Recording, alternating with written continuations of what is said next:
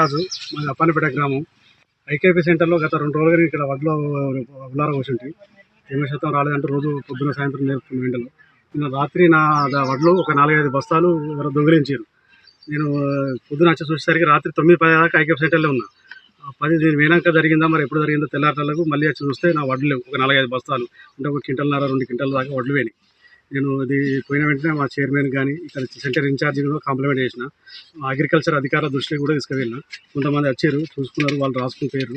ఇట్లా తరచుగా జరుగుతుంది, కానీ ఎవరు ఏ రైతులు కూడా చెప్పలే. అంటే ఒక క్వింటలే కొన్నే కదా అన్నట్టు చూసి కూడా అంటున్నారు. కానీ ఇది మరీ అన్యాయం. ఎందుకంటే మా సెంటర్లో సీసీ కెమెరాలు కానీ వాచ్మెన్ కానీ ఎలాంటి వాళ్ళు లేరు.